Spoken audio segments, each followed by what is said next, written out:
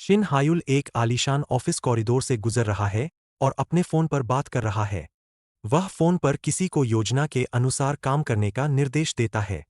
आसपास अन्य कर्मचारी अपने काम में व्यस्त है, लेकिन हायुल बिना किसी की तरफ देखे पूरे आत्मविश्वास के साथ आगे बढ़ता रहता है।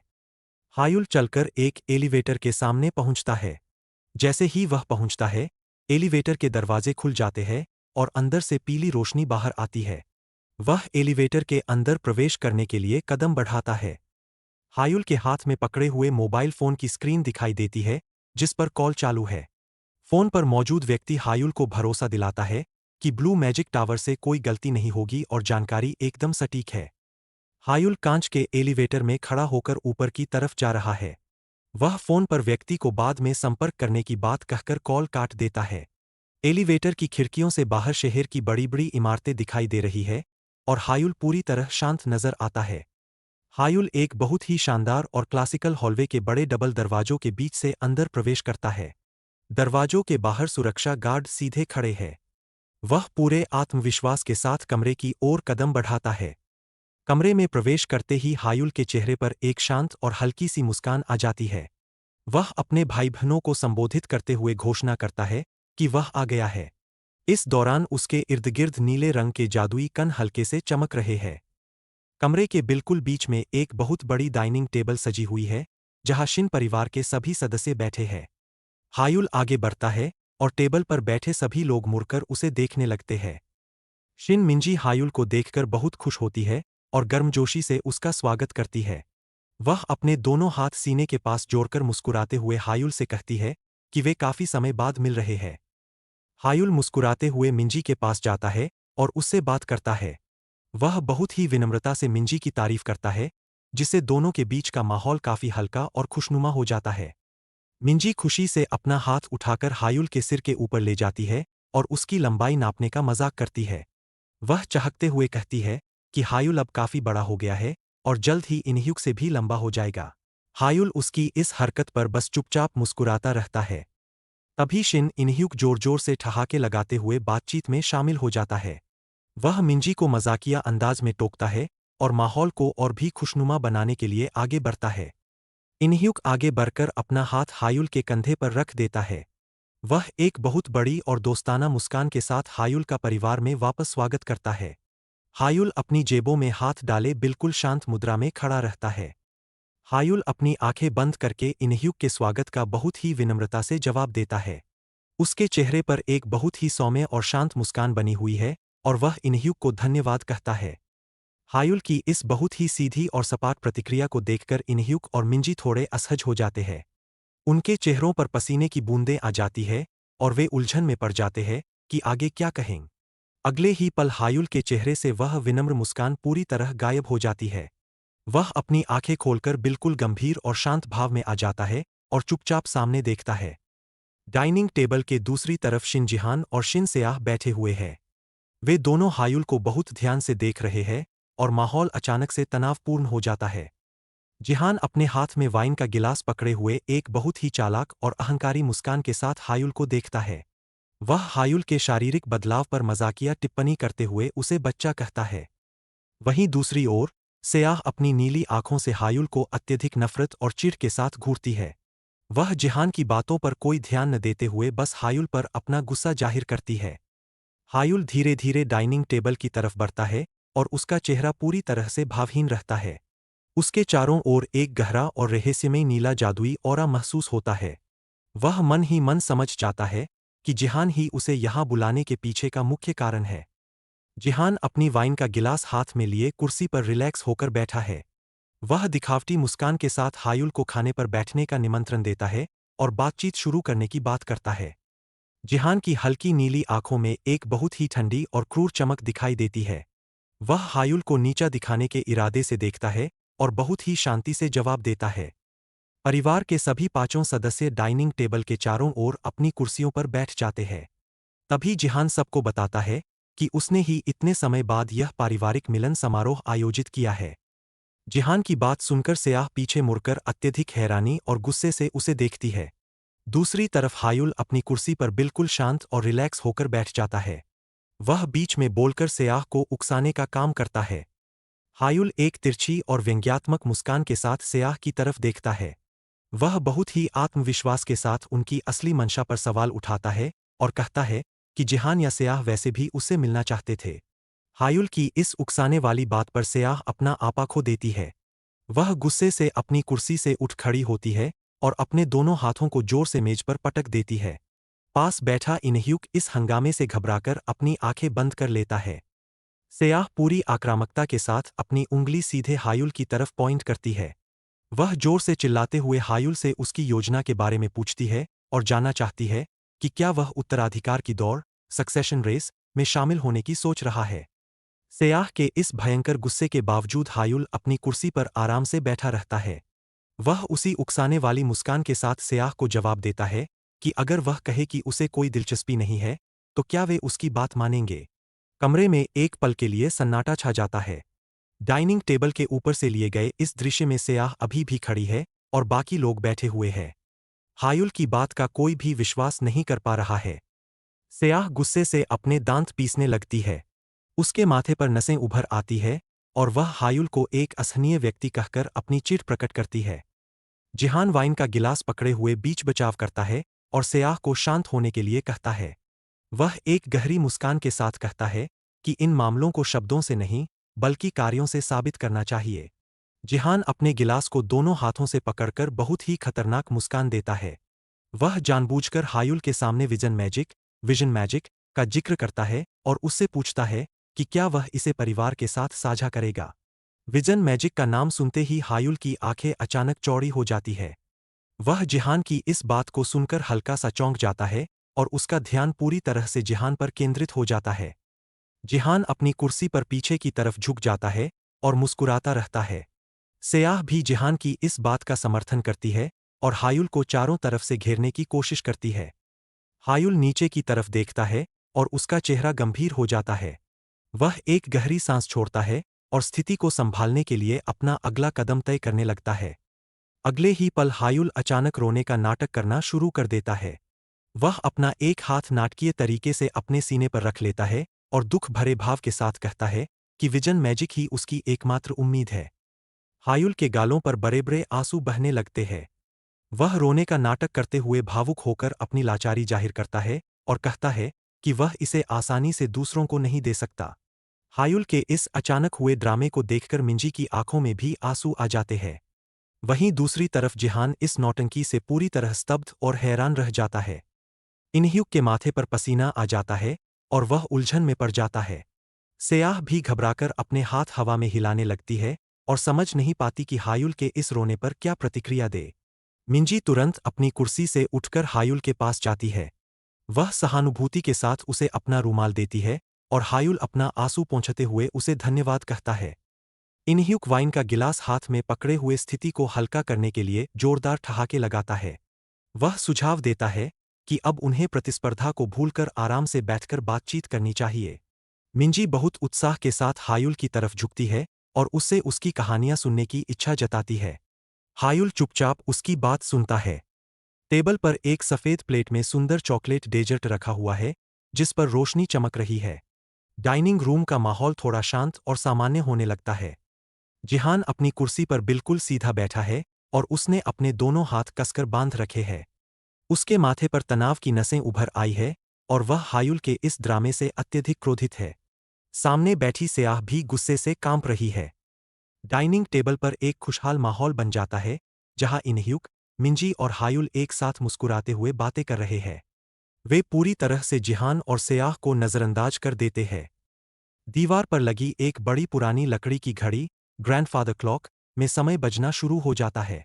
उसकी पेंडुलम की आवाज पूरे कमरे में गूंजती है। हायुल के चेहरे से हंसी गायब हो जाती है और वह बिल्कुल गंभीर हो जाता है। वह मन ही मन सोचता है कि जिस पल का वह इंतजार कर रहा था, वह आ गया है। तभी अचानक एक स्मार्टफोन की स्क्रीन चमक उठती है, जिस पर ब्रेकिंग न्यूज का लाल अलर्ट दिखाई देता है। फोन की बीप सुनते ही डाइनिंग टेबल पर बैठे चारों लोग अपने अपने फोन की तरफ देखते हैं।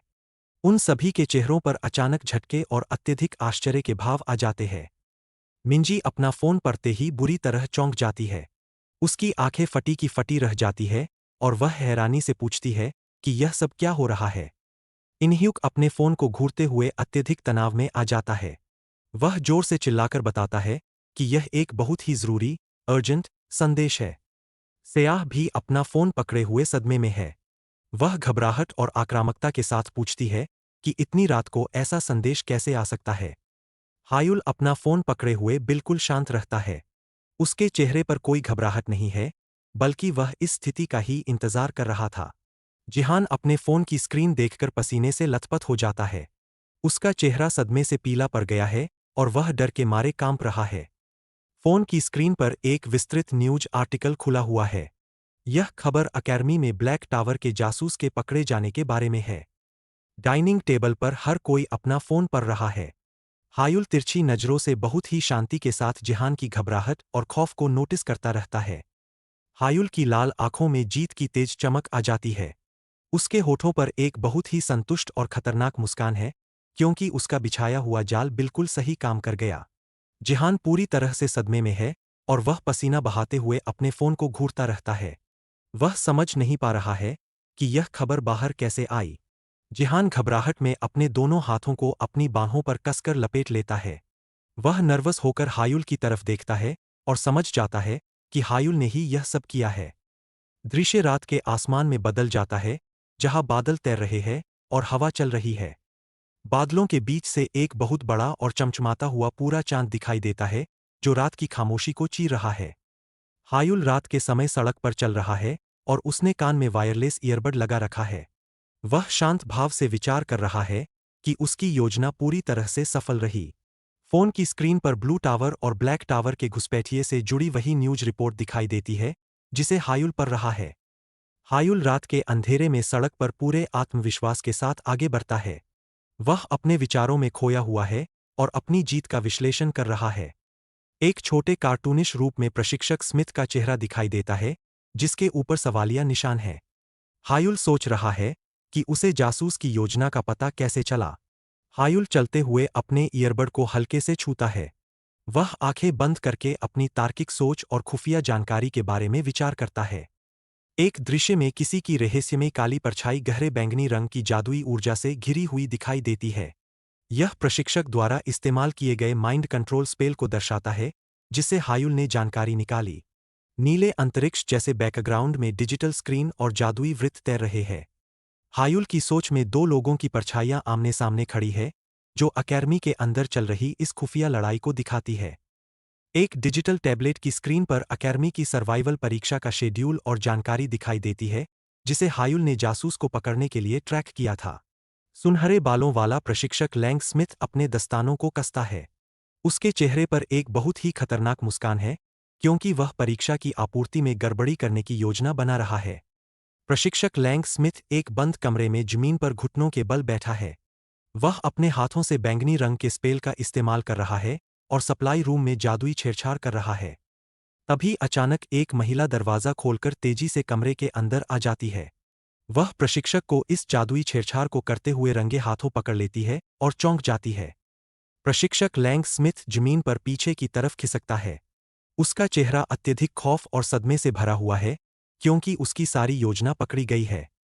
कहानी वापस डाइनिंग टेबल की याद दिलाती है, जहां हायुल ने जिहान के खिलाफ अपना जाल बुना था। डाइनिंग टेबल का दृश्य ऊपर से दिखाई देता है। हायुल यह सब योजना इसलिए बना रहा था ताकि वह जिहान के ब्लैक टावर से जुड़े होने के सबूत जुटा सके। स्मार्टफोन की स्क्रीन पर जासूस लैंग स्मिथ की पूरी प्रोफाइल और गिरफ्तारी की खबर फ्लैश होती है। यह उसी के प्लान का नतीजा है। जिहान डाइनिंग रूम में पसीने से भीगा हुआ और नर्वस खड़ा है। हायुल उसके पीछे से शांति से मुड़कर उसे देखता है, जिससे जिहान का डर और बढ़ जाता है। रात के समय हायुल सड़क पर चलते हुए फोन पकड़े हुए है और बहुत ही आत्मविश्वासी मुस्कान देता है। वह खुश है कि उसने बिना खुद को खतरे में डाले अपना प्लान पूरी तरह से अंजाम दे दिया। हायुल रात के सन्नाटे में सड़क पर आगे बढ़ता रहता है। वह सोचता है कि भले ही उसे जिहान के खिलाफ सीधा सबूत नहीं मिला, लेकिन यह चेतावनी जिहान को डराने के लिए काफी है। एक ऑफिस में सफेद बालों वाला ब्लू मैजिक टावर का मास्टर रिलैक्स मुद्रा में बैठा है। वह मुस्कुराते हुए हायुल को फोन पर धन्यवाद दे रहा है, क्योंकि इस घटना से ब्लू टावर की प्रतिष्ठा बढ़ गई है। हायुल फोन पर बात करते हुए बहुत ही गर्मजोशी से मुस्कुराता है। वह मास्टर के एहसान को स्वीकार करता है, और भविष्य में मदद की उम्मीद जताता है। हायुल के फोन की स्क्रीन पर ब्लू मैजिक टावर मास्टर के साथ चल रही कॉल कट हो जाती है। हायुल सड़क पर चलते हुए मुस्कुराते हुए अपना ईयरबड कान से निकालता है। वह बहुत खुश है कि सब कुछ उसके प्लान के मुताबिक हो गया। तभी अचानक हायुल के बिल्कुल बगल वाली इमारत में एक अत्यंत विशाल और भयंकर आग का विस्फोट होता है। आग की लाल और नारंगी लपटें पूरे आसमान को ढक लेती है और तबाही मच जाती है। विस्फोट की भयानक शॉकवेव हायुल से टकराती है। वह हवा में पीछे की तरफ जोर से उछल जाता है और उसका संतुलन पूरी तरह बिगड़ जाता है। हायुल जमीन पर बुरी तरह से गिरता है। उसके चेहरे पर धूल और खरोंचें आ जाती है और वह दर्द के मारे झटके से पीछे मुड़कर विस्फोट की तरफ देखता है। भयंकर आग की लपटों और धुएं के बीच से एक व्यक्ति की काली परछाई धीरे धीरे बाहर की तरफ आती हुई दिखाई देती है। हायुल उस परछाई को घूरता रहता है। आग के बीच से बेक साह्युक बाहर निकलकर आता है। उसके बाल बिखरे हुए हैं, आंखें खौफनाक और खाली है, और उसके शरीर से हिंसक जादुई ऊर्जा निकल रही है। वह हायुल को मरने के लिए कहता है। जमीन पर गिरे हुए हायुल के नजरिए से बेक साह्युक उसके सिर के ऊपर बहुत ही भयानक तरीके से खड़ा नजर आता है। वह हायुल को एक हारा हुआ इंसान कहकर उसका अपमान करता है और हमला करने के लिए तैयार है। बेक साह्युक धुएं और तबाही के बीच से बहुत तेजी से आगे की तरफ भागता है। उसके शरीर के चारों ओर से जादुई ऊर्जा निकल रही है और वह पूरी तरह से हिंसक मुद्रा में है। वह एक अजीब सी खौफनाक आवाज निकालते हुए हमला करने के लिए दौड़ रहा है। साह्युक धुएं के बीच से बाहर निकलता है और उसने अपना एक हाथ अपनी गर्दन पर रखा हुआ है।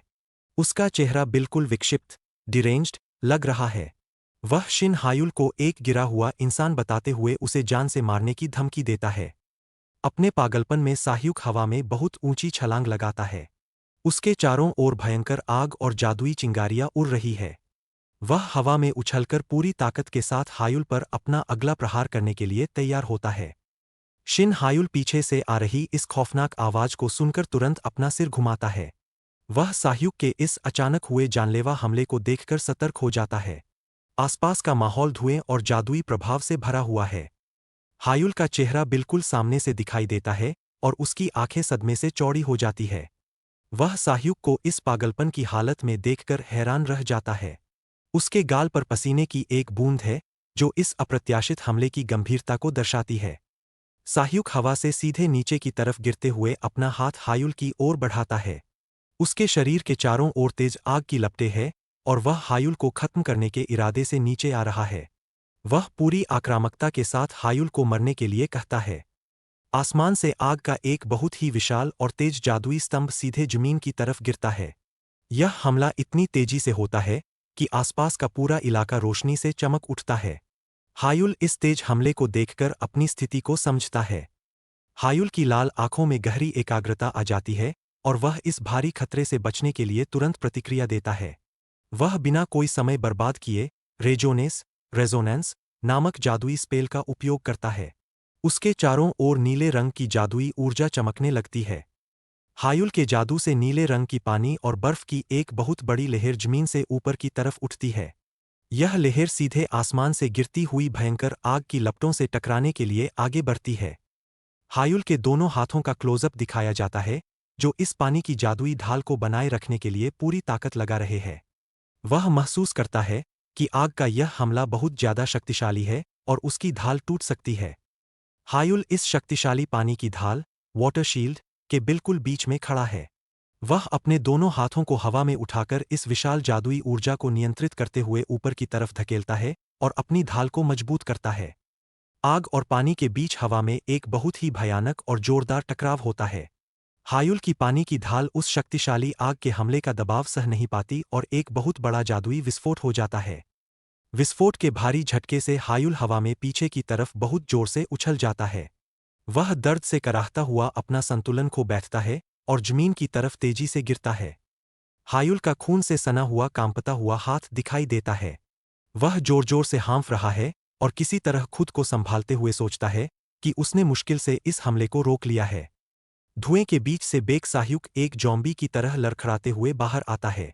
उसकी हालत देखकर हायुल हैरान रह जाता है और सोचता है कि साह्युक को अचानक क्या हो गया है। साह्युक के चेहरे का क्लोजअप दिखाया जाता है, जहां वह अपनी उंगलियों को मुंह के पास अजीब तरीके से मोड़े हुए है। उसकी आंखें पूरी तरह से फोकस खो चुकी है और उसका जादुई ऑरा बेकाबू हो गया है। हायुल जमीन पर घुटनों के बल बैठा है और उसे देखकर स्थिति का अंदाजा लगाता है। वह समझ जाता है कि साह्युक की यह हालत किसी सामान्य कारण से नहीं है। साह्युक अपनी जगह पर खड़ा होकर पागलों की तरह जोर-जोर से हंसने लगता है। वह हंसते हुए बार-बार हायुल को जान से मारने की बात दोहराता है, जिससे हायुल को यकीन हो जाता है कि साह्युक अपनी सोचने-समझने की क्षमता खो चुका है। हवा में एक छोटी सी बोतल दिखाई देती है, जिससे लाल रंग का एक तरल पदार्थ बाहर गिर रहा है। हायुल तुरंत समझ जाता है कि साह्युक ने बरसर्कर नामक एक अवैध जादुई दवा का सेवन किया है। एक रहस्यमयी लाल रंग की आग से घिरी हुई दानवीय आकृति दिखाई देती है, जो इस दवा के प्रभाव को दर्शाती है। हायुल याद करता है कि यह दवा इंसान की जादुई शक्ति को चरम तक बढ़ा देती है, लेकिन इसके प्रभाव से इंसान मरने तक अपना मानसिक संतुलन खो बैठता है। साह्युक अचानक अपना सिर आगे करता है और एक बहुत ही खौफनाक मुस्कान के साथ हायुल को घूरता है। वह खुद के पागल होने की बात से इनकार करता है और चिल्लाकर कहता है कि वह बिल्कुल पागल नहीं है। हायुल जमीन पर बैठे हुए जोर-जोर से हाँफ रहा है और साह्युक की इस खौफनाक हालत को चुपचाप देख रहा है। वह इस स्थिति से निपटने के लिए खुद को मानसिक रूप से तैयार करता है। अगले ही पल साह्युक अत्यधिक तेजी से हायुल के बिल्कुल करीब पहुंच जाता है और उसके कोट के कॉलर को दोनों हाथों से कसकर पकड़ लेता है। वह पूरी आक्रामकता के साथ हायुल पर हावी हो जाता है। हायुल साह्युक के इस अचानक किए गए हमले से पूरी तरह से चौंक जाता है। साह्युक उसे एक पागल इंसान कहकर जोर से चिल्लाता है। साह्युक का चेहरा हायुल के बिल्कुल करीब है और वह बहुत ही भयानक तरीके से मुस्कुरा रहा है। वह हायुल से कहता है कि वह पूरी तरह से सामान्य हो चुका है और उसने अपना संतुलन वापस पा लिया है। साह्युक की चमकती हुई बैंगनी आंखों का एक एक्सट्रीम क्लोजअप दिखाया जाता है। वह हायुल को घूरते हुए कहता है कि असल में हायुल ही वह इंसान है जो पागल हो गया है। इसके तुरंत बाद साह्युक अपने हाथों से एक बहुत बड़ा जादुई आग का विस्फोट सीधे हायुल के सीने पर कर देता है। वह इस पॉइंट ब्लैंक हमले के साथ हायुल को मरने के लिए कहता है। हमले के कारण एक बहुत बड़ा विस्फोट होता है और काले धुएं का एक विशाल गुबार आसमान की तरफ उठने लगता है। साह्युक इस तबाही के बीच खड़ा होकर पागलों की तरह हंसता रहता है। धुआं थोड़ा छंटने के बाद साह्युक सीधा खड़ा होकर नीचे की तरफ देखता है। वह आश्चर्य जताते हुए कहता है कि हायुल एक बार फिर से इस हमले में बच गया है। हायुल जमीन पर चारों खाने चित गिरा हुआ है और उसके शरीर से धुआं निकल रहा है। साह्युक उसे एक रोच की तरह जिंदा बचने वाला बताकर उसका मजाक उड़ाता है। अचानक साह्युक अपने दोनों हाथों से अपने चेहरे को कसकर पकड़ लेता है। वह अत्यधिक दर्द और पागलपन में जोर-जोर से कराहने लगता है। हायुल जमीन पर पड़े हुए ही अपने हाथ से अपने मुंह का खून पोंछता है। वह साह्युक जैसे इंसान से मार खाने पर बेहद गुस्सा होता है और अपनी चीख जाहिर करता है। साह्युक अपने चेहरे को पकड़े हुए आसमान की तरफ मुंह करके बहुत जोर से चीखता है। उसका यह चिल्लाना उसके शरीर के अंदर चल रहे जादुई दवा के भयानक दर्द को दिखाता है। चीखने के बाद साह्युक अचानक अपने दोनों हाथों को हवा में फैलाकर भ्रमित, कॉन्फ्यूज्ड हो जाता है। वह समझ नहीं पाता कि उसने अभी-अभी क्या किया है और खुद से कहता है कि उसने तो हायुल को मार दिया था। हायुल धीरे-धीरे जमीन से उठकर खड़ा हो जाता है और अपनी कपड़ों की धूल झाड़ता है। वह साह्युक के इस अजीब व्यवहार को देखकर निष्कर्ष निकालता है कि साह्युक की बातें और उसके काम आपस में बिल्कुल मेल नहीं खा रहे हैं। साह्युक एक बार फिर से अपनी गर्दन और सिर को पकड़कर झटके खाने लगता है। हायुल उसे ध्यान से देखते हुए यह सोचता है कि इस पूरी स्थिति में कुछ बहुत अजीब है जो समझ से परे है। हायुल अपना एक हाथ आगे की तरफ फैलाता है और उसके हाथ के चारों ओर नीले रंग की पानी की जादुई ऊर्जा इकट्ठा होने लगती है। वह साह्युक की जादुई शक्ति के स्तर को लेकर सोच में पड़ जाता है। हायुल का चेहरा बिल्कुल गंभीर है। वह सोचता है कि कोई इंसान चाहे कितनी भी बरसरकर दवा खा ले, उसकी जादुई शक्ति इस हद तक नहीं बढ़ सकती जितनी साह्युक की बढ़ चुकी है। हायुल इस बात की पुष्टि करने के लिए तेजी से आगे की तरफ दौड़ लगाता है। वह साह्युक पर एक नया हमला करके उसकी शक्ति का परीक्षण करने का फैसला करता है। हायुल अपने हाथों से नीले रंग की तेज पानी की वाटर ब्लेड्स, साह्युक की तरफ फेंकता है। ये पानी के जादुई प्रहार हवा को चीरते हुए सीधे साह्युक की ओर बढ़ते हैं। साह्युक अपनी जगह पर खड़ा रहता है और अचानक उसके सामने से आग की एक बहुत बड़ी दीवार उठकर पानी के हमले को रोक लेती है। साह्युक इस हमले को देखकर चिढ़ जाता है। साह्युक के चेहरे पर गुस्सा आ जाता है और वह हायुल को उसे परेशान न करने की चेतावनी देता है। वह अपनी आग की दीवार के पीछे से हायुल को घूरता है। हायुल का साइड प्रोफाइल दिखाया जाता है। वह अपने इस हमले के नाकाम होने पर सोचता है कि उसे इस छोटे से हमले से किसी भी नतीजे की उम्मीद नहीं करनी चाहिए थी। साह्युक पूरी आक्रामकता के साथ अपने हाथों से एक और भयंकर आग का गोला हायुल की तरफ दाग देता है। वह लगातार हायुल को जान से मारने के लिए चिल्लाता है। साह्युक का चेहरा बिल्कुल खौफनाक हो जाता है और उसकी आंखों से चमक निकल रही है। वह हायुल को धमकी देता है कि इससे पहले कि हायुल कुछ करे, वह उसे मार डालेगा। हायुल अपनी जगह पर खड़ा है और उसके शरीर के चारों ओर नीले रंग की तेज जादुई ऊर्जा घूमने लगती है। वह खुद को साह्युक के अगले बड़े हमले के लिए तैयार करता है। हायुल अपने दोनों हाथों को मिलाकर एक बहुत ही सघन, डेंस और चमकता हुआ नीला जादुई गोला तैयार करता है। वह रेजोनेस स्पेल को एक आक्रामक रूप में बदल रहा है। साह्युक इस शक्तिशाली नीली ऊर्जा को देखकर एक पल के लिए चौंक जाता है और उसके चेहरे पर हल्की सी घबराहट आ जाती है। हायुल पूरी ताकत के साथ अपना हाथ आगे की तरफ धकेलता है और उस नीले जादुई गोले को साह्युक की तरफ फायर कर देता है। हायुल अपनी नज़रों को सीधा साह्युक पर टिकाए रखता है। उसका चेहरा बिल्कुल दृढ़ है और वह हमले के असर का इंतजार करता है। साह्युक हंसते हुए अपने हाथों में एक बहुत बड़ा जादुई आग का गोला तैयार कर लेता है। वह इतने करीब से इस हमले को देखकर फ्लेम इरप्शन नामक अपना जादुई स्पेल सक्रिय करता है। हायुल की लाल आंख का क्लोजअप दिखाया जाता है।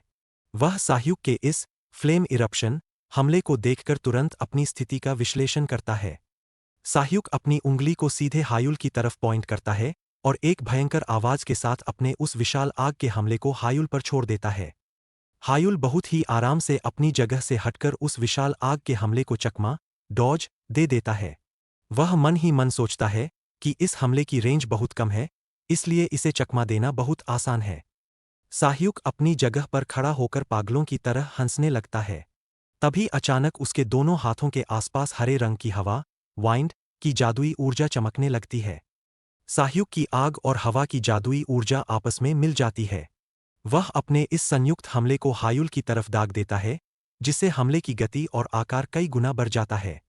हायुल इस आग के गोले में हवा के जादू को मिला हुआ देखकर पूरी तरह से हैरान रह जाता है। साह्युक की इस नई क्षमता ने उसे अप्रत्याशित संकट में डाल दिया है। साह्युक एक बहुत ही डरावनी और अजीब सी मुस्कान के साथ जोर-जोर से हंसता है। वह हायुल से कहता है कि अब वह इस हमले को चकमा देकर दिखाए। हायुल अपनी जगह पर खड़ा होकर साह्युक की इस नई ताकत को समझने की कोशिश करता है। वह साह्युक के जादू के संयोजन, कॉम्बिनेशन को देखकर थोड़ा परेशान हो जाता है। साह्युक की चमकती हुई बैंगनी आंखें दिखाई देती है और उसके चारों ओर हरे रंग की तेज हवा की ऊर्जा घूम रही है। हायुल समझ जाता है कि साह्युक ने पिछले हमले में भी इसी हवा के जादू का इस्तेमाल किया था। साह्युक अपने दोनों हाथों को जोर से आपस में टकराता है, जिससे हरे रंग की हवा का एक बहुत विशाल और तेज झोंका हायुल की तरफ बढ़ता है। हायुल इस भयंकर हवा के तूफान के बीच खुद को स्थिर रखने की कोशिश करता है। वह हैरान है कि साह्युक ने आग के जादू की गति और रेंज को बढ़ाने के लिए उसमें हवा का जादू मिला दिया है। साह्युक के चेहरे पर एक बहुत ही चालाक और हिंसक मुस्कान आ जाती है। वह हायुल को चुनौती देता है कि इस संयुक्त जादू की ताकत और रेंज पूरी तरह से बदल चुकी है, इसलिए अब वह बच नहीं पाएगा। साह्युक जोर से चिल्लाते हुए अपने इस शक्तिशाली संयुक्त स्पेल का नाम आयरन गेल पुकारता है और अपनी पूरी ताकत के साथ इसे सक्रिय करता है। हरे रंग की तेज हवा और जादुई ऊर्जा का एक बहुत बड़ा बवंडर हायुल की तरफ तेजी से बढ़ता है। साह्युक बताता है कि इन दोनों जादू के मिलने से हमले की विनाशकारी ताकत एक अलग ही स्तर पर पहुंच गई है। हायुल की लाल आंख में एक तेज चमक आ जाती है। वह साह्युक के इस दोहरे जादुई स्पेल को देखकर सोचता है कि उसने कभी उम्मीद नहीं की थी कि साह्युक ऐसा कुछ कर पाएगा। साह्युक अपना हाथ आगे की तरफ फैलाए हुए एक खूंखार जानवर की तरह हायुल की तरफ दौड़ता है। वह हायुल को अपनी जगह पर खड़े रहने के लिए गालियां देता है और उस पर टूट पड़ता है। हायुल अपनी जगह पर बिल्कुल अडिग खड़ा रहता है और अपना एक हाथ ऊपर की तरफ उठाता है।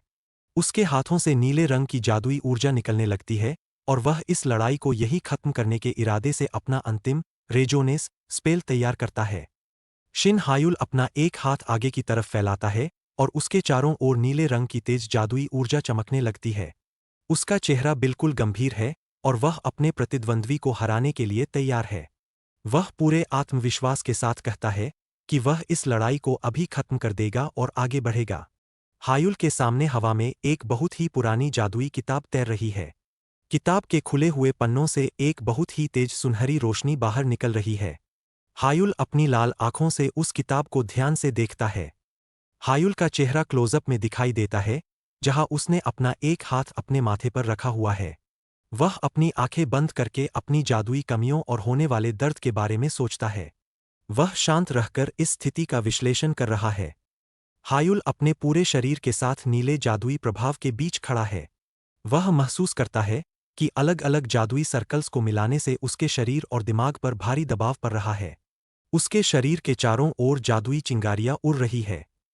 एक चमकता हुआ जादुई रेत का घंटा, आरग्लास, हवा में दिखाई देता है, जिसमें से रेत तेजी से नीचे गिर रही है। यह दृश्य दर्शाता है कि हायुल के रेजोनेस स्पेल के इस्तेमाल की समय सीमा घट रही है। उसके पास इस जादू का उपयोग करने के लिए केवल 3 मिनट बचे हैं। हायुल एक इमारत की छत के किनारे खड़ा होकर नीचे की तरफ देखता है। नीचे मैदान में बेक साह्युक आग की लपटों से घिरा हुआ है। हायुल जानता है कि समय सीमा समाप्त होने के बाद वह 12 घंटे तक जादू नहीं कर पाएगा। हायुल का साइड प्रोफाइल दिखाया जाता है, जहां उसने अपनी आंखें बिल्कुल शांति से बंद की हुई है। वह साह्युक की गालियों को पूरी तरह नजरअंदाज करता है और खुद को शांत रखता है। वह बिना किसी जल्दबाजी के अपना अगला कदम सोच रहा है। हायुल अचानक अपनी आंखें खोलता है और जमीन पर घुटनों के बल बैठ जाता है। वह अर्थ नीडल स्पेल को सक्रिय करने के लिए अपने दोनों हाथ जमीन पर टिका देता है। उसके हाथों से जादुई ऊर्जा चमकने लगती है। हायुल के हाथों से जमीन के अंदर तेजी से जादुई ऊर्जा दौड़ती है और साह्युक की तरफ बढ़ती है। जमीन को चीरते हुए जादुई दरारें और नुकीले पत्थर साह्युक की ओर तेजी से आगे बढ़ते हैं। यह हमला बहुत अचानक और तेज गति से होता है। साह्युक के पैरों के नीचे से अचानक एक चमकता हुआ जादुई वृत्त प्रकट होता है और वह हैरान रह जाता है। इस अप्रत्याशित जमीनी हमले से बचने के लिए वह तुरंत हवा में ऊंची छलांग लगाता है। उसके चेहरे पर झटके के भाव स्पष्ट है। साह्युक हवा में उल्टी छलांग लगाते हुए नीचे की तरफ घूरता है और उसके मुंह से खून टपक रहा है। वह पूरी तरह से झटके में है कि हायुल तीसरे सर्कल का जादू कैसे इस्तेमाल कर पा रहा है। उसे हायुल की इस नई ताकत पर विश्वास नहीं होता। हायुल जमीन पर बैठे हुए ही एक बहुत ही आत्मविश्वास भरी और उकसाने वाली मुस्कान देता है। वह अपनी उंगली अपने सिर पर रखकर साह्युक से मजाकिया अंदाज में पूछता है कि उसने यह जादू कैसे किया। वह पूरी तरह से साह्युक का मजाक उड़ा रहा है। हायुल की इस बात पर साह्युक गुस्से से पागल हो जाता है और हवा से सीधे हायुल की तरफ एक भयंकर आग का गोला दाग देता है। यह आग का गोला तेज गति से जमीन की तरफ गिरता है। पूरा इलाका इस आग की रोशनी से चमक उठता है। हायुल अपनी लाल आंखों से उस गिरते हुए विशाल आग के गोले को बिल्कुल शांति से देखता है। वह इस हमले का सामना करने के लिए तुरंत अपनी वाटर शील्ड तैयार करता है। उसके चेहरे पर डर का कोई नामोनिशान नहीं है। हायुल के सामने एक विशाल और शक्तिशाली नीले पानी की ढाल प्रकट होती है। यह पानी की ढाल साह्युक के भयंकर आग के गोले से जोरदार तरीके से टकराती है और उसे रोक लेती है। आग और पानी के टकराव से भाप उठने लगती है। साह्युक हवा में उल्टी छलांग लगाते हुए अपना एक हाथ आगे करता है और जोर-जोर से हंसता है। वह घमंड के साथ हायुल को इसी तरह जलकर मर जाने के लिए कहता है। उसे लगता है कि हायुल उसके हमले को नहीं रोक पाएगा। हायुल की जादुई पानी की ढाल अचानक एक विशाल बवंडर का रूप ले लेती है और ऊपर की तरफ उठने लगती है। पानी का यह शक्तिशाली बवंडर साह्युक की आग को बुझाने के लिए तेजी से घूमता है। यह जादू हायुल के नियंत्रण में तेजी से आगे बढ़ता है। साह्युक इस विशाल पानी के बवंडर को अपनी तरफ आता देखकर पूरी तरह से चौंक जाता है। उसका मुंह खुला का खुला रह जाता है और उसके चेहरे पर घबराहट साफ दिखाई देती है। उसका सारा घमंड एक पल में चकनाचूर हो जाता है। हायुल अपने दोनों हाथों को हवा में उठाकर खड़ा हो जाता है और नीले रंग की जादुई ऊर्जा उसके चारों ओर घूम रही है। वह पूरे आत्मविश्वास के साथ पानी के इस स्पेल को नियंत्रित करता है। उसका लबादा हवा में उड़ने लगता है। हायुल के चेहरे का क्लोजअप दिखाया जाता है, जहां वह एक बहुत ही खतरनाक और विजयी मुस्कान दे रहा है। वह साह्युक को स्पष्ट रूप से चेतावनी देता है कि अब उसका जादू उसे छू भी नहीं सकता। वह इस लड़ाई में पूरी तरह हावी हो चुका है। साह्युक हवा से नीचे जमीन पर उतरता है और उसका चेहरा गुस्से से विकृत हो जाता है। वह दांत पीसते हुए चिढ़ के साथ शिन हायुल का नाम पुकारता है। उसे अपनी हार बर्दाश्त नहीं हो रही है। साह्युक पूरी तरह से आक्रामक होकर चिल्लाते हुए हायुल की तरफ दौड़ पड़ता है। उसकी लाल आंखों से खौफनाक चमक निकल रही है और वह जान से मारने के इरादे से आगे बढ़ता है। उसके शरीर से लगातार जादुई धुआं निकल रहा है। हायुल चुपचाप अपनी जगह पर खड़ा रहता है और साह्युक को अपनी तरफ आते हुए देखता है। दूसरी ओर साह्युक पागलों की तरह हंसते हुए उसकी तरफ भागता हुआ आ रहा है। यह दृश्य दोनों के बीच के तनाव को बढ़ा देता है। साह्युक का एक एक्सट्रीम क्लोजअप दिखाया जाता है, जहां वह एक खौफनाक मुस्कान के साथ जोर-जोर से हंसता है। वह हायुल से कहता है कि वह जानता है कि हायुल ने अवैध डोपिंग का इस्तेमाल किया है। साह्युक अपनी कमजोरी छिपाने के लिए हायुल पर इल्जाम लगा रहा है। हायुल अपनी जगह पर शांत खड़ा रहता है और धीरे से एक गहरी सांस छोड़ता है। वह साह्युक की बकवास को नजरअंदाज करते हुए इस लड़ाई को खत्म करने का फैसला करता है। उसका चेहरा बिल्कुल शांत और गंभीर हो जाता है। हायुल के पैर जमीन पर बने पानी के छल्लों के बीच टिके हुए हैं। वह चुपचाप अपनी जगह पर आगे बढ़ने का इंतजार करता है। पानी की सतह पर लहरें बन रही है। हायुल अपने जादू से डार्कनेस और ब्लाइंड स्पेल को एक साथ सक्रिय करता है। उसके आसपास की जमीन से काले रंग की जादुई ऊर्जा निकलने लगती है, जो पूरे इलाके को घेरने लगती है। चारों तरफ तेजी से अंधेरा छा जाता है। साह्युक अचानक अपने चारों तरफ अंधेरा छाता हुआ देखकर पूरी तरह से हैरान रह जाता है। उसके चेहरे पर भ्रम और घबराहट के भाव आ जाते हैं, क्योंकि उसे कुछ भी दिखाई नहीं दे रहा है। वह घबराहट में इधर-उधर देखता है। हायुल इस घने अंधेरे के बीच में खड़ा है और उसकी लाल आंखें तेजी से चमक रही है। वह साह्युक से शांति से कहता है कि अगर उसमें मारने की हिचकिचाहट होती, तो हालात ऐसे नहीं होते। वह अपनी बात से साह्युक को डरा रहा है। हायुल का चेहरा धीरे धीरे काले धुएं और अंधेरे में पूरी तरह से विलीन होने लगता है। अब केवल उसकी एक लाल चमकती हुई आंख अंधेरे में दिखाई दे रही है। यह दृश्य उसे एक रहस्यमयी और खतरनाक योद्धा बनाता है। साह्युक इस घुप अंधेरे में पूरी तरह से अंधा हो चुका है और अपने दोनों हाथों को हवा में फैलाकर खड़ा है। वह घबराहट में चिल्लाते हुए हायुल को छिपना बंद करके बाहर आने की चुनौती देता है। वह खुद को बचाने की कोशिश कर रहा है। अंधेरे में चेन बाइंड और एयर बाइंड स्पेल सक्रिय हो जाते हैं और कई जादुई जंजीरें हवा से निकलकर साह्युक के शरीर को जकड़ लेती है। साह्युक इस अचानक हुए जादुई हमले से झटके में आ जाता है। वह जंजीरों में पूरी तरह से फंस जाता है। साह्युक के पैरों का क्लोजअप दिखाया जाता है, जो इन जादुई जंजीरों द्वारा जमीन पर मजबूती से बांध दिए गए हैं। वह खुद को छुड़ाने के लिए संघर्ष करता है, लेकिन हिल नहीं पाता। जंजीरों की पकड़ बहुत मजबूत है। हायुल अंधेरे में से बाहर आता है और साह्युक के ठीक पीछे आकर खड़ा हो जाता है। उसके चेहरे पर एक बहुत ही ठंडी और खतरनाक मुस्कान है और वह कहता है कि अब बहुत देर हो चुकी है। वह साह्युक पर पूरी तरह हावी हो चुका है। साह्युक जंजीरों में बंधा हुआ है और हायुल उसके पीछे से उसे पकड़े हुए है। साह्युक अभी भी हार नहीं मानता और हायुल पर चिल्लाते हुए उसे पलटकर जवाब देता है। वह अपनी स्थिति को स्वीकार नहीं कर पा रहा है। हायुल अंधेरे में साह्युक के बिल्कुल पीछे खड़ा है और उसने साह्युक के कपड़ों को पीछे से कसकर पकड़ रखा है। साह्युक गुस्से में उसे ढूंढने की कोशिश कर रहा है और गालियां दे रहा है। हायुल उसकी बातों को शांति से सुनता है। हायुल अपना हाथ आगे बढ़ाता है और साह्युक की गर्दन के पास जादुई तरीके से अपना हाथ घुसाने लगता है। उसके हाथ से नीले रंग की जादुई ऊर्जा निकल रही है और साह्युक की आंखें फटी रह जाती है। साह्युक को समझ नहीं आता कि हायुल क्या कर रहा है। हायुल अपने हाथ से साह्युक के शरीर के अंदर मौजूद इलीगल जादुई चिप को बाहर निकाल लेता है। साह्युक इस भयानक दर्द के कारण अपना सिर पीछे करते हुए जोर से चीख पड़ता है। यह दर्द उसके लिए असहनीय हो जाता है। हायुल अपने हाथ में पकड़ी हुई जादुई चिप को सामने दिखाता है, जिसे गुलाबी और नीले रंग की ऊर्जा निकल रही है। उसके चेहरे पर जीत की एक चौड़ी मुस्कान है और वह साह्युक की इस कमजोरी को उजागर करता है। वह बताता है कि साह्युक इसी के कारण कमजोर पड़ गया। साह्युक दर्द से बुरी तरह तड़पते हुए हांफता है और उसके मुंह से लार टपकने लगती है। उसकी आंखों की चमक फीकी पड़ जाती है और वह कमजोर आवाज में हायुल को रुकने के लिए कहता है। वह पूरी तरह से हार मान चुका है। हायुल साह्युक के सिर को पकड़े हुए बहुत ही शांति से मुस्कुराता रहता है। वह साह्युक के सिस्टम के फेल होने का मजाक उड़ाता है और उसे कमजोर बताता है। वह साह्युक को याद दिलाता है कि उसकी गलती से वह पकड़ा गया। एक छोटा सा कार्टूनिश हायुल का चेहरा हवा में खुशी से झूमता हुआ दिखाई देता है। वह इस स्थिति का सारा इल्जाम साह्युक पर डालने के लिए उसे धन्यवाद देता है। यह हायुल की चालाकी को मजाकिया रूप में दिखाता है। हायुल पूरे आत्मविश्वास के साथ मुस्कुराता है और अपने हाथ को आगे की तरफ फैलाकर बात करता है।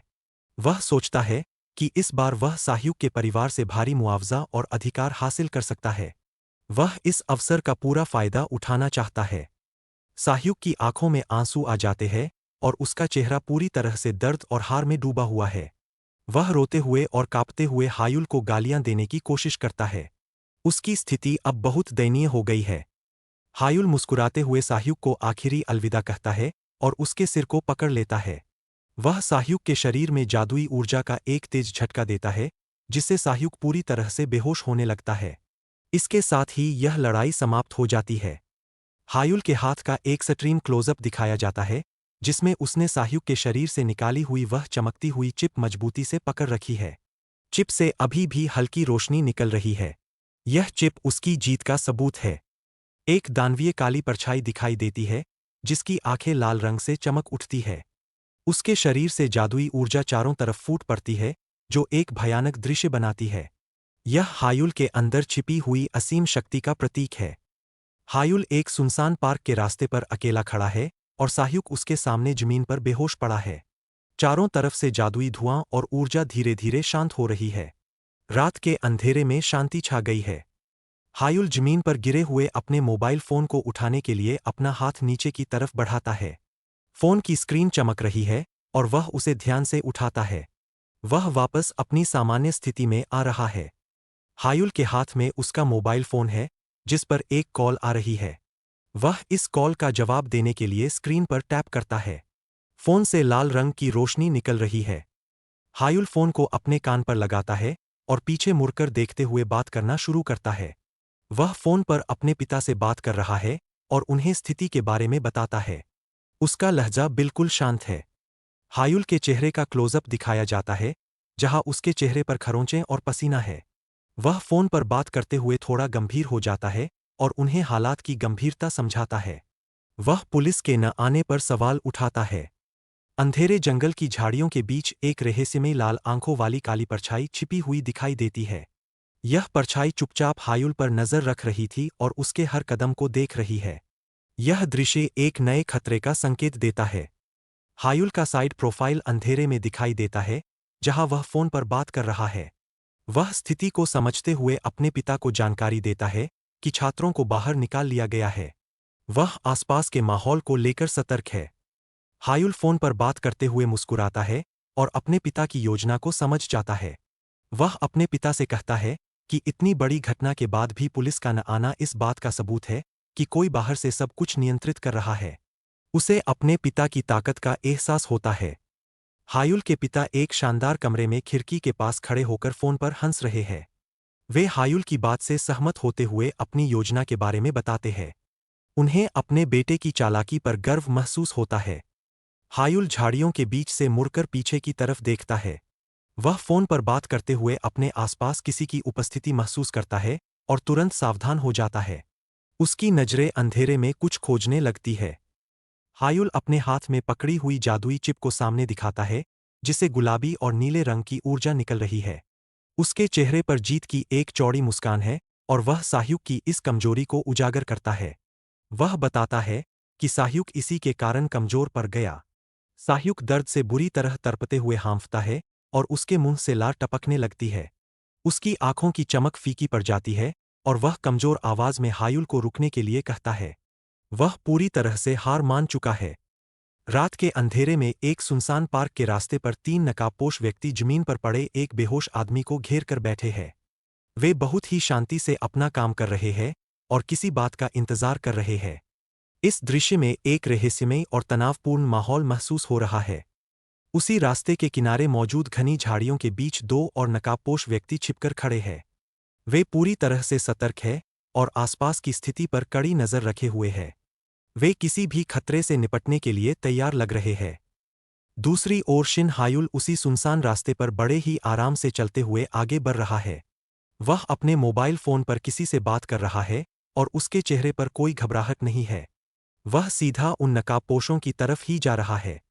हायुल फोन पर बात करते हुए अपने पिता के सवाल का जवाब देता है। उसके पिता उससे पूछते हैं कि उसने इस खतरे के बीच मदद क्यों नहीं मांगी।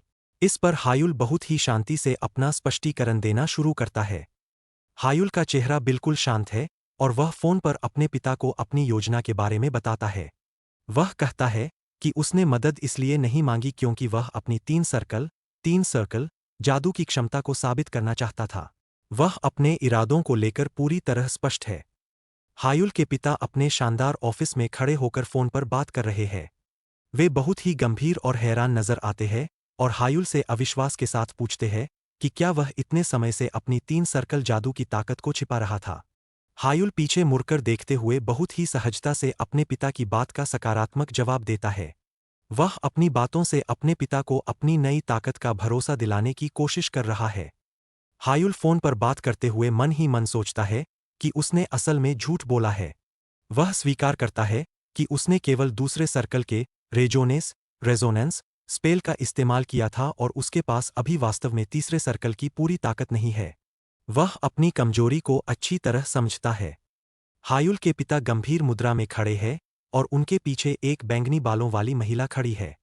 हायुल जानता है कि अगर वह अपनी असली क्षमता बता देगा तो परिवार के अन्य सदस्य उस पर हावी होने की कोशिश करेंगे। वह अपने परिवार की अंदरूनी राजनीति से खुद को बचा रहा है। हायुल एक बहुत ही शरारती और मजाकिया मुस्कान के साथ अपनी आंखें बंद कर लेता है। वह खुश है कि उसने अपनी चालाकी से अपने परिवार को अपनी ताकत का एक झूठा लेकिन बेहद प्रभावशाली नज़ारा दिखा दिया है। उसे अपनी इस योजना पर गर्व महसूस हो रहा है। हायुल अपनी जेब में हाथ डाले मुस्कुराते हुए अपनी जगह पर रुक जाता है। वह अंधेरे में सामने खड़े नकाबपोश व्यक्ति को देखकर उसे बहुत ही आदर से अंकल सियोक्ह्यून कहकर पुकारता है। हायुल उन्हें देखकर बिल्कुल भी हैरान नहीं है और स्थिति को पूरी तरह से समझ चुका है। सेओकह्यून अपने चेहरे पर लगे काले जादुई मास्क को हटाने के लिए अपना हाथ चेहरे के पास ले जाता है। वह हायुल की आवाज सुनकर तुरंत अपनी पहचान उजागर करने की प्रतिक्रिया देता है। सेओकह्यून अपना मास्क नीचे खींचता है, जिससे अंधेरे में चमकती हुई उसकी लाल आंखें सामने आ जाती है। उसकी आंखों की यह चमक उसके एक शक्तिशाली योद्धा होने का संकेत देती है। सेओकह्यून जमीन पर घुटनों के बल बैठकर पूरे सम्मान के साथ हायुल का अभिवादन करता है। वह बहुत ही विनम्रता से हायुल को बताता है कि वे काफी समय बाद एक दूसरे से मिल रहे हैं। सेओकह्यून खड़े होकर हायुल के शरीर पर लगी चोटों और जादुई प्रभाव को देखता है और चिंतित हो जाता है। वह हायुल से थोड़ा समय मांगता है ताकि वह यहाँ की स्थिति को संभाल सके। सेओकह्यून अपना मास्क वापस पहन लेता है और अपने अन्य नकाबपोश साथियों के साथ सीधा खड़ा हो जाता है। वह हायुल को पूरी तरह से आश्वासन देता है कि यहाँ हुई घटना की बात बाहर नहीं फैलेगी और वे सब कुछ साफ कर देंगे। शहर के बीचों बीच एक बहुत बड़ी और आधुनिक इमारत दिखाई देती है, जहाँ कहानी का अगला दृश्य शुरू होता है। रात के अंधेरे में इमारत की खिड़कियों से नीली रोशनी बाहर आ रही है। शिन जिहान एक अंधेरे कमरे में खड़ा है और अत्यधिक सदमे में किसी को घूर रहा है। उसके माथे से पसीना बह रहा है और वह पूरी तरह से डरा हुआ और घबराया हुआ है। ब्लैक टावर का एक नकाबपोश व्यक्ति जिहान के कमरे में सोफे पर बहुत ही आराम से बैठा है। जिहान घबराकर उससे पूछता है कि क्या वह सच में ब्लैक टावर से है। वह नकाबपोश व्यक्ति अपनी उंगलियों को चेहरे पर रखकर खौफनाक तरीके से हंसने लगता है। वह जिहान के दुर्भाग्य का मजाक उड़ाते हुए कहता है कि जो भी हुआ वह जिहान के लिए बहुत बुरा था। जिहान घबराहट के मारे जमीन पर पीछे की तरफ गिर जाता है। वह हांफते हुए नकाबपोश व्यक्ति से गुस्से में पूछता है कि क्या यह हंसने का समय है, क्योंकि उस व्यक्ति ने तो कभी न हारने का पूरा दावा किया था। जिहान अपनी असहाय स्थिति को लेकर बहुत बेचैन है। जिहान का चेहरा गुस्से और डर से भरा हुआ है और वह दांत पीस रहा है। वह उस नकाबपोश व्यक्ति से सीधे तौर पर पूछता है कि वह अब उसके साथ क्या करना चाहता है। ब्लैक टावर का वह व्यक्ति दोनों हाथ हवा में उठाकर जोर जोर से हंसता है। वह जिहान को बताता है कि चूंकि उनका मिशन फेल हो गया है, इसलिए वह उनका सारा कमीशन वापस कर देगा और सारे सबूत मिटा देगा। नकाबपोश व्यक्ति पीछे की तरफ मुड़कर जिहान को देखता है और उसे शांत रहने के लिए कहता है। वह जिहान को याद दिलाता है कि वह उनके लिए एक महत्वपूर्ण वीआईपी क्लाइंट है, इसलिए उसे डरने की कोई जरूरत नहीं है। नकाबपोश व्यक्ति का लबादा हवा में उड़ रहा है।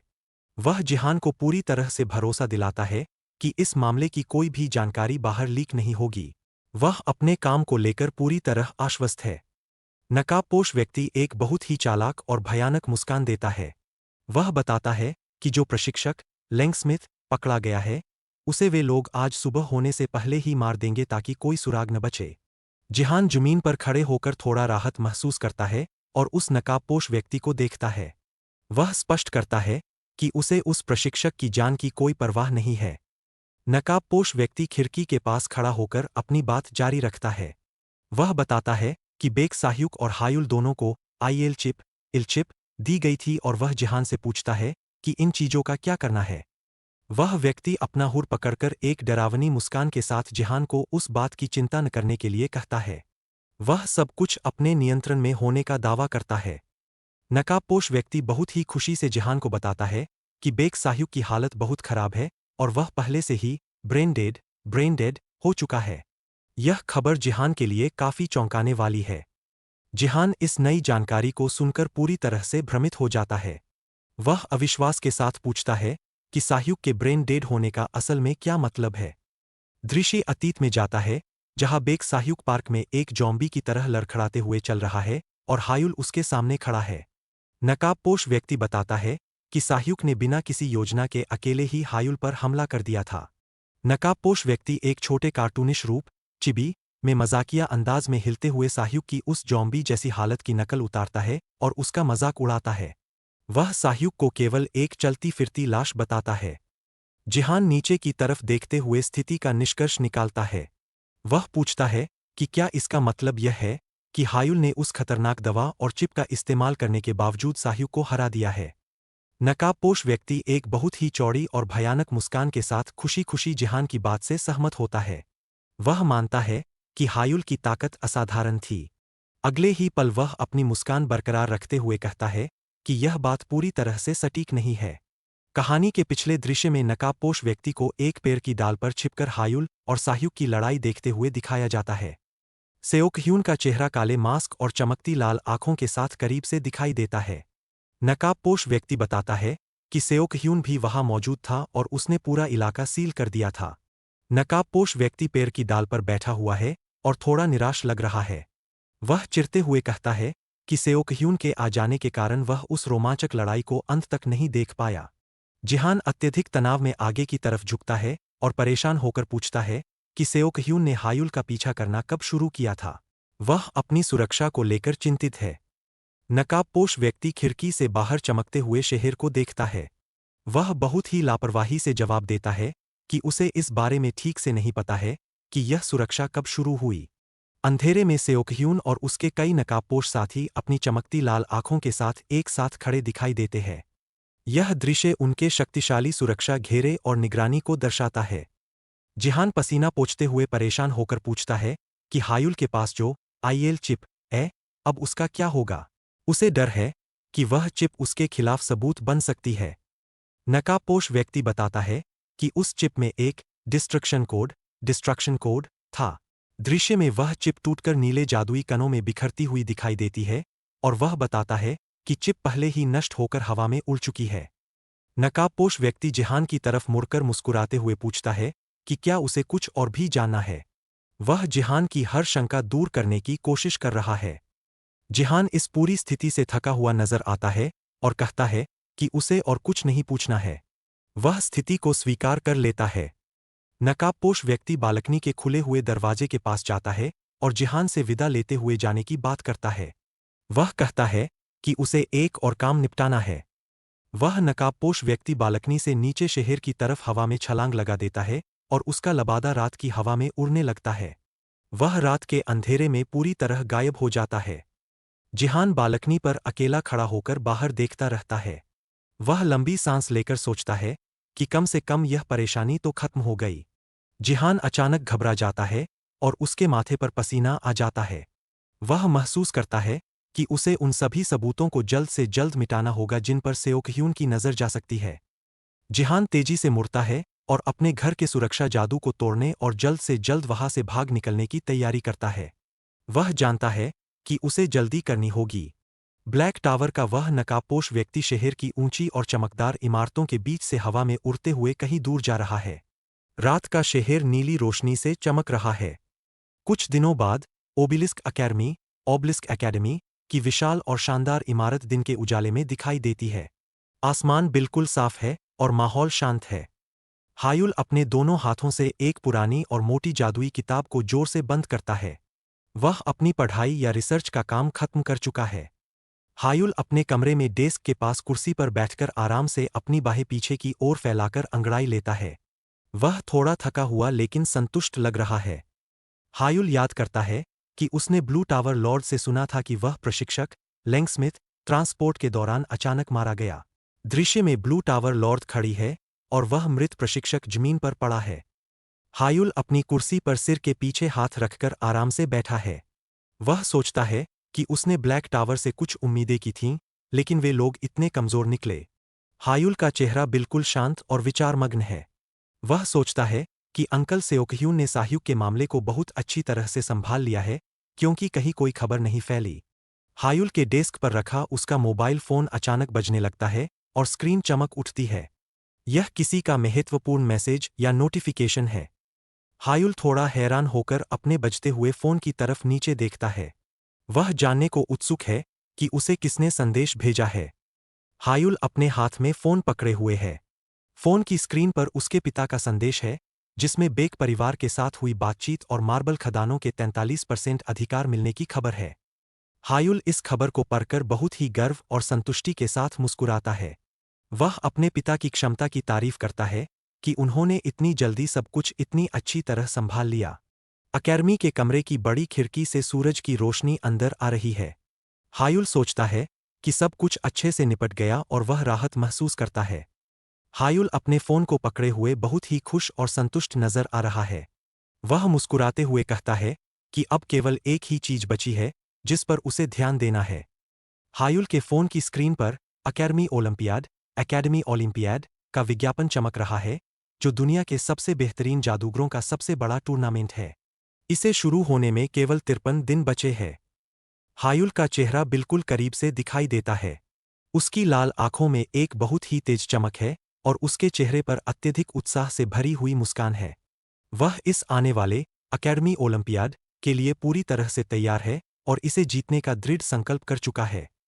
हायुल बहुत ही आराम से खड़े होकर अपने मोबाइल फोन को देख रहा है और उसके चेहरे पर एक सुकून भरी मुस्कान है।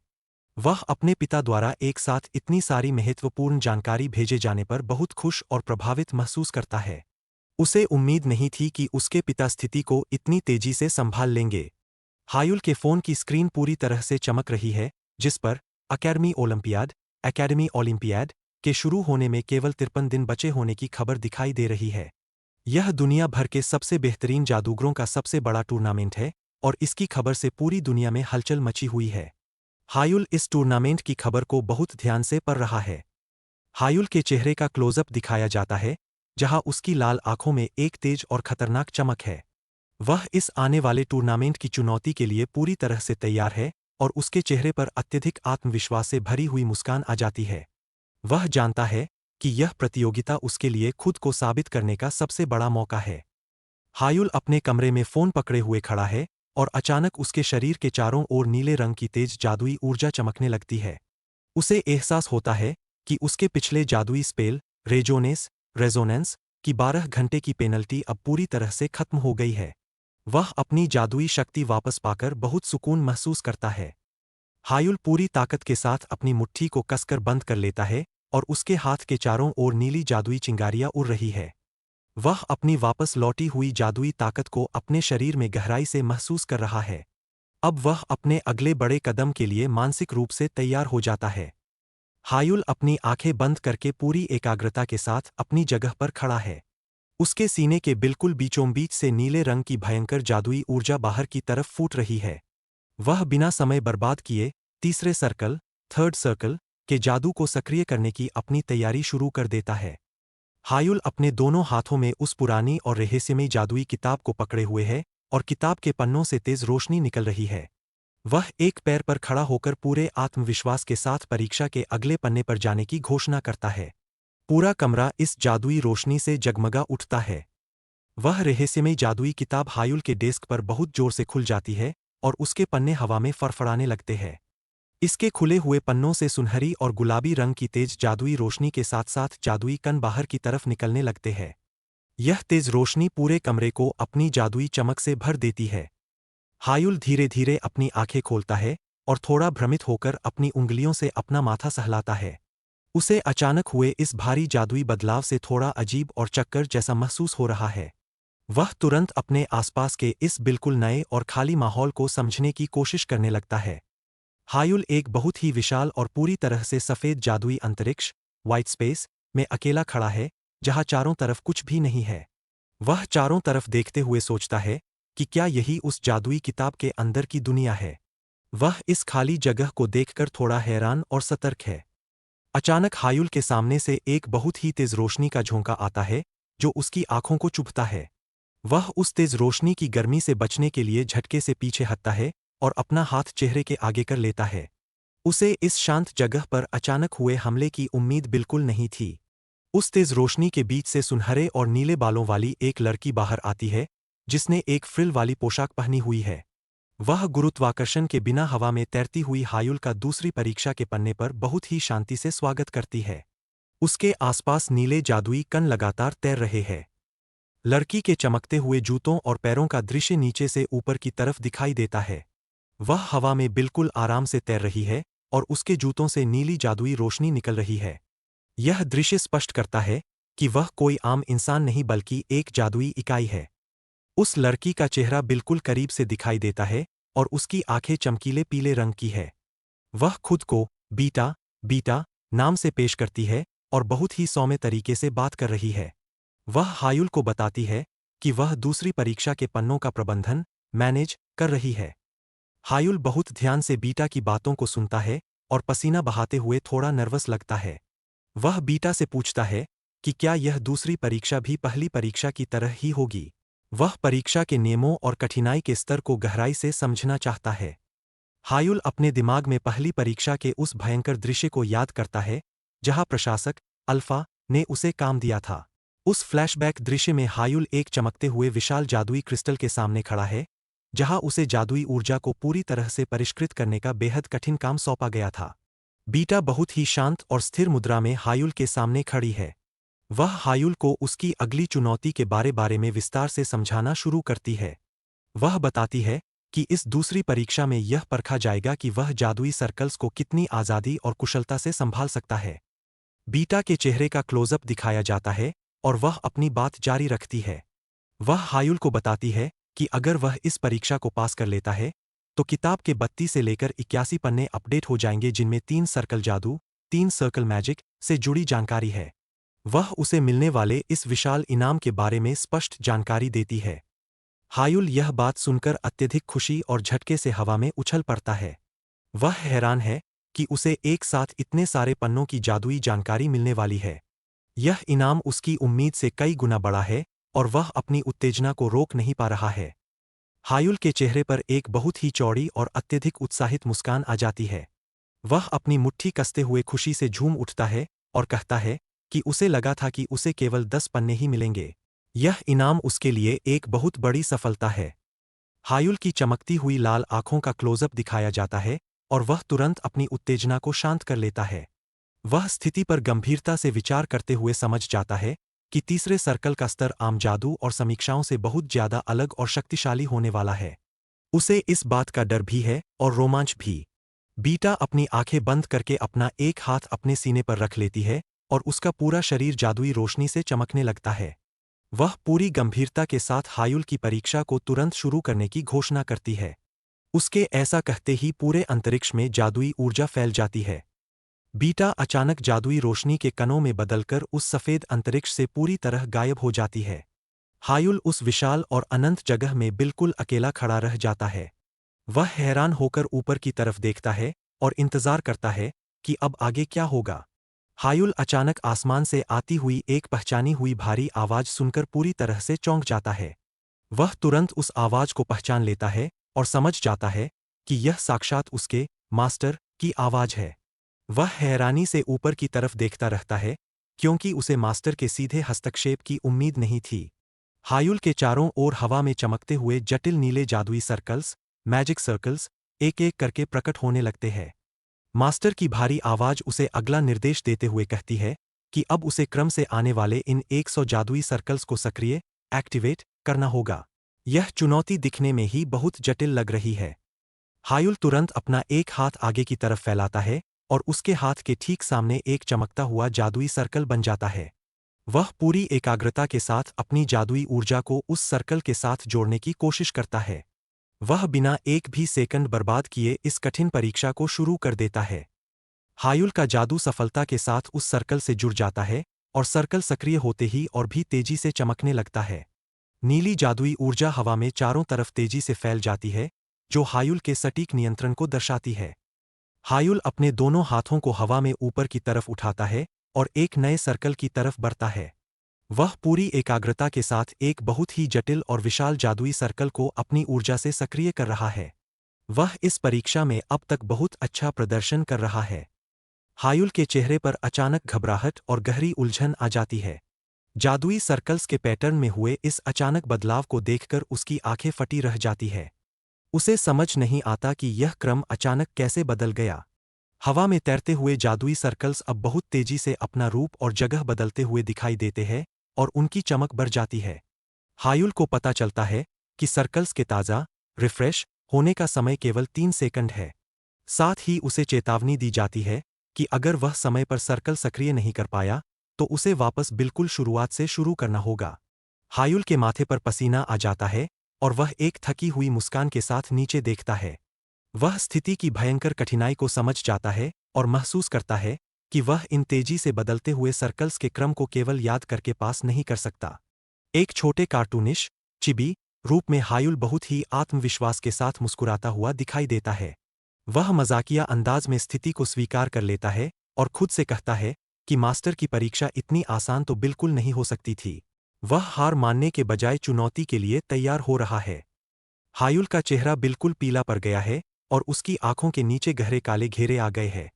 वह अत्यधिक थका हुआ और कमजोर नजर आता है। वह बेबसी के साथ एक बहुत ही गहरी सांस छोड़ता है।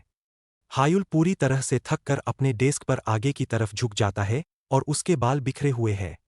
वह लगातार 8 घंटे तक उस भयंकर परीक्षा को देने के बाद पूरी तरह से पस्त हो चुका है। उसके शरीर में अब बिल्कुल भी ऊर्जा नहीं बची है।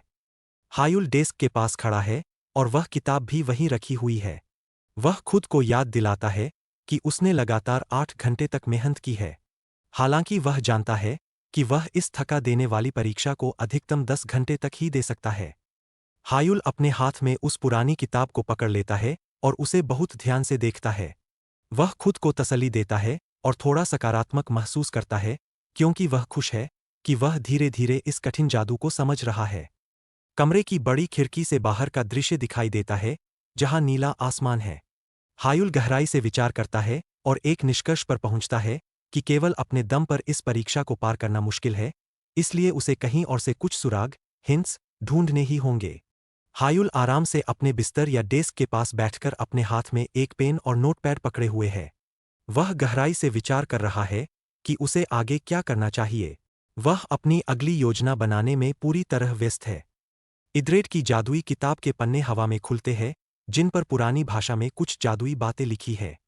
हायुल को याद आता है कि किताब में लिखा था कि अगर वह किसी दीवार से टकराए, तो उसे मास्टर द्वारा छोड़ी गई दूसरी किताबों से मदद लेनी चाहिए। वह इसी अहम बात पर अपना सारा ध्यान केंद्रित करता है। हायुल के दिल की धड़कन अचानक तेज हो जाती है और वह उस किताब को कसकर पकड़ लेता है। उसके चेहरे पर उत्साह और हैरानी दोनों साफ दिखाई दे रहे हैं। उसे अपनी इस समस्या का समाधान खोजने की एक नई और मजबूत उम्मीद मिल गई है। एक अंधेरे जादुई अंतरिक्ष में एक रहस्यमयी और पुरानी किताब हवा में तैरती हुई दिखाई देती है। हायुल सोचता है कि अब उसे उस दूसरी किताब को खोजना होगा। हालांकि उसे उस रहस्यमयी किताब का नाम तक नहीं पता है, फिर भी वह उसे खोजने का पक्का निश्चय करता है। शहर का एक और विस्तृत दृश्य दिखाई देता है, जहां दिन का समय है। चारों तरफ बड़ी बड़ी इमारतें हैं और नीचे एक पुल दिखाई दे रहा है। शहर अपनी सामान्य और तेज गति से चल रहा है। हायुल अपना मूड बदलने और ताजी हवा लेने के लिए एक कन्वीनियंस स्टोर से बाहर निकल रहा है। वह अपनी जेबों में हाथ डाले हुए बहुत ही रिलैक्स होकर चल रहा है, ताकि वह अपनी पढ़ाई की थकान मिटा सके। हायुल अचानक अपनी जगह पर रुक जाता है और उसका ध्यान सामने की तरफ जाता है। उसकी नज़र सामने खड़ी एक लड़की पर पड़ती है, जिसे वह पहचानता है, और वह उसे देखकर थोड़ा हैरान हो जाता है। सुनहरे बालों वाली लड़की अदेला, झटके से पीछे मुड़ती है। वह हायुल को अचानक वहां देखकर बहुत आश्चर्यचकित होती है और हैरानी के साथ तुरंत हायुल का नाम पुकारती है। एडेला के हाथों में एक नीले रंग का प्लास्टिक का थैला है, जिसमें उसने कुछ किराने का सामान रखा हुआ है। वह अपनी बड़ी नीली आंखों से हायुल की तरफ लगातार देखती रहती है, क्योंकि वह अभी भी उसे देखकर हैरान है। हायुल और एडेला दोनों एक साथ पार्क की बेंच पर अगल-बगल बैठ जाते हैं। वे दोनों वहां बैठकर आराम से बातें करने लगते हैं। यह एक बहुत ही शांत और सामान्य दिन का दृश्य है। हायुल अपने हाथ में कॉफी का कप पकड़े हुए एडेला की तरफ देखकर बहुत ही दोस्ताना तरीके से मुस्कुराता है। वह मजाकिया अंदाज में उससे कहता है कि ऐसा लगता है वे अक्सर एक दूसरे से टकरा जाते हैं। एडेला भी उसकी बात से मुस्कुराकर सहमत होती है। एक छोटे कार्टूनिश चिबी रूप में हायुल बहुत ही खुशी के साथ मुस्कुराता हुआ दिखाई देता है। वह एडेला का मजाक उड़ाते हुए उसके थके हुए चेहरे की तरफ इशारा करता है और कहता है कि ऐसा लगता है वह पढ़ाई के कारण पूरी रात जगी है। एडेला अपने हाथ से अपनी आंखें मलती है और मानती है कि हायुल बिल्कुल सही कह रहा है। वह बताती है कि वह एक बहुत ही दिलचस्प पेपर पढ़ रही थी जिस वजह से वह सो नहीं पाई। वह वास्तव में थोड़ी थकी हुई लग रही है। हायुल अपने हाथ में एक डिजिटल टैबलेट लेकर एडेला की तरफ बढ़ाता है। वह एडेला को कुछ पढ़ने के लिए दे रहा है और पूछता है कि क्या वह इसे पढ़ना चाहेगी। टैबलेट की स्क्रीन चमक रही है। टैबलेट की स्क्रीन का क्लोजअप दिखाई देता है, जिस पर एक रिसर्च पेपर खुला हुआ है। इस रिसर्च पेपर का शीर्षक स्पेस ट्रैवल से जुड़े जादू की संभावना, feasibility of magic related to space travel है। यह एक बहुत ही जटिल विषय लग रहा है। एडेला उस टैबलेट की स्क्रीन को देखकर जोर-जोर से हंसने लगती है। उसे लगता है कि इस अजीब विषय वाले रिसर्च पेपर का शीर्षक किसी झूठी और फालतू किताब जैसा है, इसलिए वह इसे बिल्कुल गंभीरता से नहीं लेती। हायुल थोड़ा नर्वस होकर पसीना बहाता है और एक अजीब सी मुस्कान देता है। वह जानता है कि यह अजीब लग रहा है, लेकिन फिर भी वह एडेला से तुरंत उस रिसर्च पेपर को पढ़ने की जिद करता है। एडेला अंततः उसकी बात मान लेती है। एडेला अपने हाथ से टैबलेट की स्क्रीन को ऊपर की तरफ स्क्रॉल करती है। स्क्रीन पर कई जटिल जादुई समीकरण और सिद्धांत लिखे हुए दिखाई देते हैं। वह अचानक बहुत ही गंभीर होकर उन सिद्धांतों को पढ़ने लगती है। एडेला पार्क की सीढ़ियों पर आराम से बैठकर बनाना मिल्क पी रही है और साथ ही उस टैबलेट को पूरी एकाग्रता से पढ़ रही है। हायुल उसके बिल्कुल बगल में बैठकर चुपचाप उसका इंतजार कर रहा है। दोनों के बीच एक शांतिपूर्ण माहौल है। एडेला के पास रखे प्लास्टिक बैग का क्लोजअप दिखाया जाता है। यह बैग बनाना मिल्क के डिब्बों से पूरी तरह से भरा हुआ है। यह दृश्य दिखाता है कि उसे यह ड्रिंक कितना ज्यादा पसंद है। एडेला मुस्कुराते हुए टैबलेट से अपनी नज़र हटाती है और हायुल से बात करती है। वह पेपर की तारीफ करते हुए कहती है कि यह रिसर्च पेपर वास्तव में बहुत अच्छा लिखा गया है। हायुल उसकी बात सुनकर खुश होता है और सहमति जताता है। हायुल एडेला के हाथ से अपना टैबलेट वापस ले लेता है और राहत की सांस छोड़ता है। वह भी एडेला की बात से सहमत होता है और खुश है कि एडेला ने उस पेपर के महत्व को समझा। एडेला हायुल को टैबलेट वापस देते हुए उस पेपर की एक बड़ी कमी की ओर इशारा करती है। वह बताती है कि इस पेपर में सब कुछ है, लेकिन इसका कोई उचित निष्कर्ष कंक्लूजन नहीं दिया गया है। वह इस अधूरेपन को स्पष्ट करती है। हायुल का चेहरा बिल्कुल गंभीर हो जाता है और उसकी आंखों में उलझन है। वह थोड़ा हैरान होता है और एडेला की बात को समझने की कोशिश करता है। वह उससे पूछता है कि उसका क्या मतलब है। टैबलेट की स्क्रीन पर वह रिसर्च पेपर एक बार फिर से दिखाई देता है। स्क्रीन पर ढेर सारा टेक्स्ट और जादुई जानकारी लिखी हुई है। यही वह हिस्सा है जिसके बारे में एडेला बात कर रही थी।